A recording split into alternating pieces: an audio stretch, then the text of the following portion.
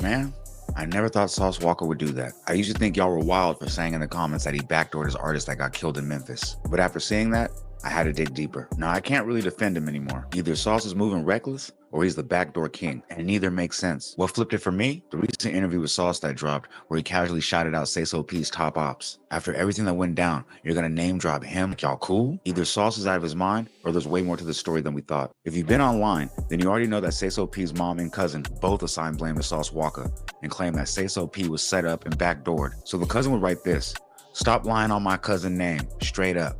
Y'all running your mouth without the truth. They set my cousin up for an insurance policy. I don't care.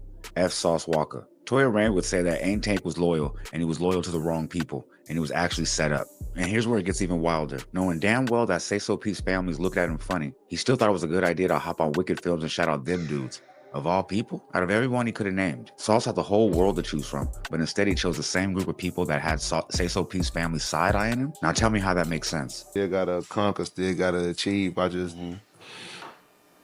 hate I had to come, you know what I'm saying, be here on these terms. And that's what everybody was saying. They was like, why Sauce? Why they had to hit Sauce? Like, you don't even understand. Everybody was like, everybody was just waiting on your response. Like, and then when y'all put that up, bro, everybody was like, yeah, nah, cause everybody thought people thought I was gonna hate Memphis for this. And yes, bro. hold a personal vendetta against Memphis. Everybody thought it was a war coming. Yeah, we did. Cause motherfuckers know what type of time I be on. Like, it's the type of power. It's nothing. I got a different type of power and real love, talk, bro. If real I wanted talk. it to be that, it would be that. Be that, yeah. We know that. That don't give me the. I got people that I love out here. I got a lot of respect out here. I got families and coalitions of different brothers out here from Bread Gang, my big homie Head Endless. You know what I'm saying? I got niggas in the streets all over here that love a nigga. CEO Jizzle, just a bunch of different gangsters that's all around the city. They got a personal love for me that has nothing to do with this particular situation at all. And they feel as if I was with them instead of my personal artist. This not what happened to me. Real. Yeah. And yeah. By the way that it went, how can I say that that's not true? And because in reality, just like I could say, I could start a war. The nigga could have took my life, and I could be dead right now. And people that surround me, that love me or that feel these ways, would have had to make these decisions on their own. Sauce had the world to choose from, but instead he's gave props to people that had folks side-eyeing him in the first place. Now tell me how that makes sense. Now here's where Sauce really lost me. Days after Sayso P's death, while people are still accusing him of backdooring his own artist, Sauce goes and shouts out CEO Jizzle, the same dude from the other side. And it gets worse. Sauce said he'd probably be safer if he was hanging out with Jizzle and them. Bruh, Jizzle and Sayso P were ops. Sayso P was locked in with Big 30. That was his man, that was his brother. And Sauce out here talking like he's switching sides. Man, this whole situation is getting crazier by the moment. Meanwhile, Big 30 keeping it real. Big 30 hopped on his IG story showing love to Sayso P, making it clear they still locked in, no matter what backdoor stories floating around online. Solid moves only. While the internet running with wild conspiracies, Big 30 standing 10 toes, letting folks know Sayso P was family and that bond ain't going nowhere. Sayso P was definitely tied to Big 30 and Bread Gang. You can see him in multiple clips wearing their chains. If it's smoke, then I'm coming with it. I ain't gotta have no nigga to off you. I'm the one coming to get you. And this is where the beef really runs deep. Sayso P rep Bread Gang, Big 30, and Moneybagg Yo heavy, so naturally CEO Jizzle saw him as an op too. And Jizzle, he wasn't just talking either. Dude hated Big 30 so much, he posted on his IG story that he went to his hood looking for him, ready to spark off a gunfight that same night. This wasn't just rap beef, this was real smoke. They really scraped me in my back. 30, you a bitch, you ain't low-key in that cat.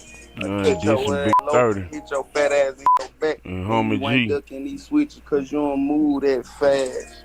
Hey, you too big to dodge, nigga. Catch your ass, boy, you too big to dodge. Big homie G, he too big and you too big to dodge. That's crazy.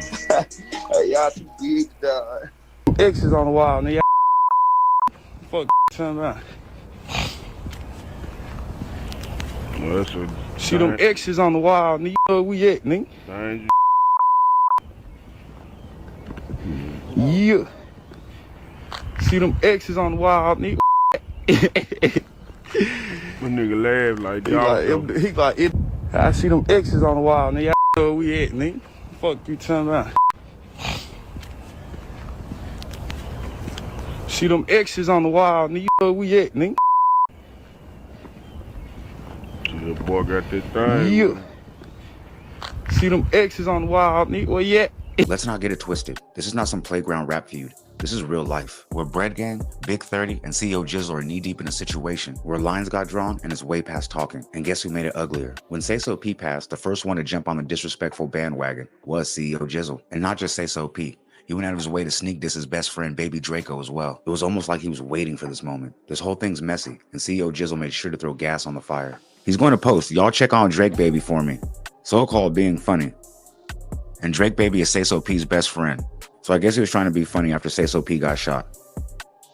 But Drake Baby would respond back saying, "You a B." And then that obviously led to them going back and forth, where CEO Jizzle is now threatening Drake Baby in the comment section. Now this part is wild. Sauce Walka went out of his way to shout out CEO Jizzle, knowing full well CEO Jizzle was an op who never rocked with Sayso P. Even if you cool with both sides, this ain't no regular beef. This is life or death, and playing both sides definitely fuels those backdoor rumors. Then Sauce tried to clean it up. In an interview, he said he's not retaliating for Sayso P's death because it's dumb and the streets say them folks did nothing wrong. But that explanation?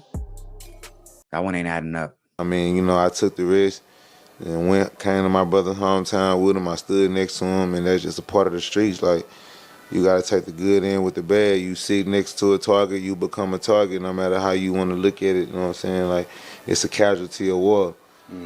So as much as my heart is broke, as much as my soul is bleeding, I still respect the rules of the streets. I understand what come with this shit. I gotta make other people around me and people that's from my city and my state understand that as fucked up as the situation is, and I could have lost my life and my life was put in danger, it wasn't intentionally for me.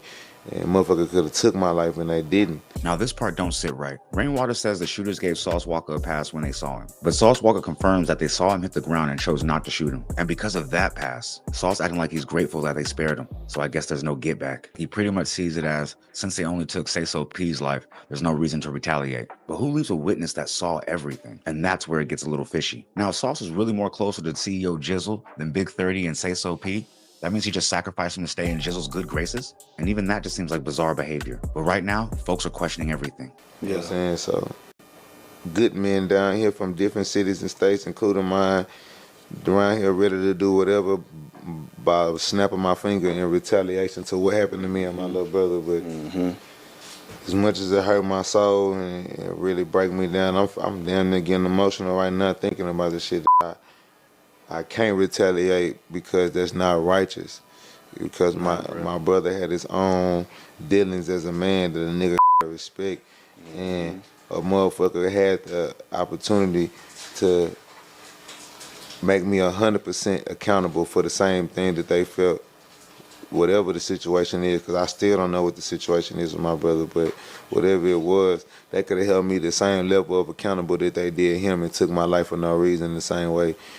Whatever that his was taken for. So at the end of the day, I gotta be a man and be an honorable gangster and respect the fact that I put myself in a place where I wasn't supposed to be standing and sitting there. But as a gangster and as a brother, I'ma stand next to my brother no matter whatever this nigga going on, or whatever his personal beefs or problems is. If we shook hands and his whole life and energy wasn't surrounded around chaos, but I'm not gonna act like my nigga no gangster either. You know what I'm saying? Sometimes gangsters gotta cry, sometimes gangsters gotta die. This part is wild. I get glorifying the street rules, but this dude's over here glorifying these street dudes just because they were sticking to the code. And to keep it real, you could have just said you're a changed man who doesn't want to retaliate, but still call them slime balls for doing what they did. But Sauce? Nah. He's out here talking like, the streets is the streets. He had it coming. Shout out to Ops though, and that's giving me bad vibes. I don't know if Sauce is involved, but if he is, he's in for serious trouble. Them shooters were not the brightest. They caught one of the biggest bodies in Memphis since Young Dolph. And to be honest, if Sauce is tied to this, it's over. They already found his identity, and there's a $6,000 reward to locate him. It's over.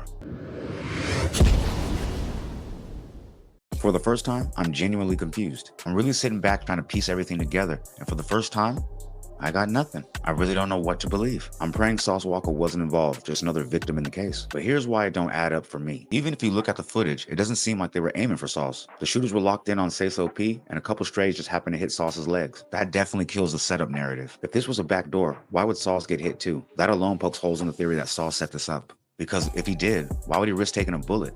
Nobody's gonna do that. Now, Sauce getting hit may have been unintentional, but that doesn't clear everything else up. The connections, the timings, the interviews, all of it still leaves too many unanswered questions. And like I said, I'm genuinely stuck trying to figure this out. And if you made it this far, click on the left side of your screen to see why Atlanta has more questions than answers for the untimely death of young Scooter. And don't forget to leave a like, comment, subscribe, share to be aware, put me in that algorithm because I need to be there, man. Because I know there's 10 other streamers out there doing it like me, but fuck that little 10. I'm maxed out.